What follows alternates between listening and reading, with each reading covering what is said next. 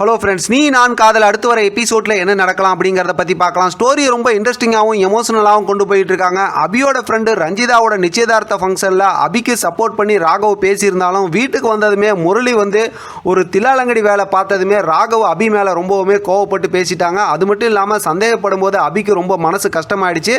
அதனால தான் முரளியோட ஃப்ரெண்டு அந்த சங்கர் இருக்காங்களா அவங்கள கண்டுபிடிக்கணுங்கிற மாதிரி நிறையா முயற்சி செஞ்சாங்க. இப்போ அபிக்கு முரளி மேலே செம்மையாக சந்தேகம் வந்ததுனால இதுக்கப்புறமும் நம்ம தாமதிக்கக்கூடாது, உடனடியாக கண்டுபிடிச்சிடணும் அப்படிங்கிற மாதிரி ஒரு முடிவுக்கு வந்துட்டாங்க. ஏன்னா ராகவ் அபிகிட்ட பேசும்போது அபி ரொம்பவுமே ஃபீல் பண்ண ஆரம்பிச்சிட்டாங்க. அதனால தான் ஆண்டாள்கிட்ட பேசினாங்க. அவங்க ஒரு திட்டம் போட்டாங்க. இப்போ ஆக்சிடென்ட் பண்ணி டாக்டர்கிட்ட கொண்டு போய் முரளியை படுக்க வச்சிருந்தாலும் டாக்டர் பழைய விஷயங்கள்லாம் கேட்டுக்கிட்டு இருக்காங்க. அபியும் அதை என்ன சொல்ல போகிறாங்க அப்படின்னு கேட்குற மாதிரி தான் லாஸ்ட் எபிசோடில் ஒரு ப்ரொமோ காட்டியிருந்தாங்க. அதே ப்ரொமோ தான் இன்றைக்கான ப்ரொமோங்கிற பேரில் ஒன்று கொடுத்துருக்காங்க. எக்ஸ்ட்ரா என்ன காட்டியிருக்காங்கன்னா ஹாஸ்பிட்டலுக்கு ராகவும் அஞ்சலியும் வர மாதிரி மட்டும்தான் காட்டியிருக்காங்க. ஆக மொத்தத்தில் ஏமாற்றிட்டாங்கிறது ஏற்கனவே நான் ப்ரொமோ ரிவ்யூவில் பேசும்போதே சொல்லிட்டேன்.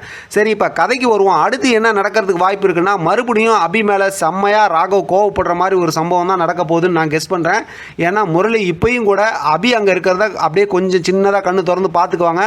அது மட்டும் இல்லாமல் இப்போ ஹாஸ்பிட்டலுக்கு சம்மந்தமே இல்லாமல் ராகவும் அஞ்சலியும் வர்றதை காட்டும் போதே இப்போ அவங்களும் வந்திருக்காங்கன்னா இப்போ அபி சம்மந்தமாக இருக்க விஷயம் ஏதாவது ஒன்றுக்கு ரெண்டாக சொல்லும்போது இப்போ இதெல்லாம் உண்மைங்கிற மாதிரி டாக்டருமே சப்போர்ட் பண்ணுவாங்க. ஏன்னா டாக்டரும் பழைய நினைவுகளை தான் பேசுகிறாங்க அப்படிங்கிற மாதிரி. ஆனால் முரளிக்கு அந்த மாதிரி எதுவுமே நடக்க போகிறதில்ல.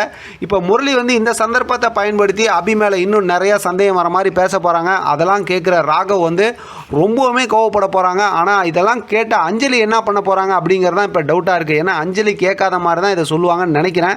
ராகவ் மட்டும் கேட்குற மாதிரி அது மாதிரி ஏதாவது ஒரு சுச்சுவேஷன் இருந்தால் நல்லாயிருக்கும்.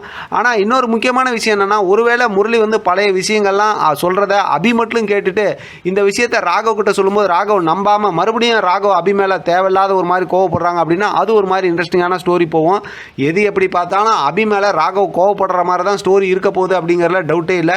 சீக்கிரமாகவே முரளி சம்மந்தமாக இருக்க உண்மையை அபி கண்டுபிடிக்கணும். அது அந்த செந்தில் அண்ணன் இருக்காங்களா ஆஃபீஸில் அவங்க அந்த கிஃப்ட் பாக்ஸுக்கு எடுத்து கொடுத்ததுக்கப்புறம் நடக்கும்னு நான் நினைக்கிறேன். பார்க்கலாம் என்ன நடக்குதுன்னு. இதை பற்றின உங்களோட கருத்து கமெண்ட் பாக்ஸில் தெரியப்படுத்துங்க. தொடர்ந்து ஆதரவு கொடுங்க. தேங்க்யூ ஃபார் வாட்சிங்.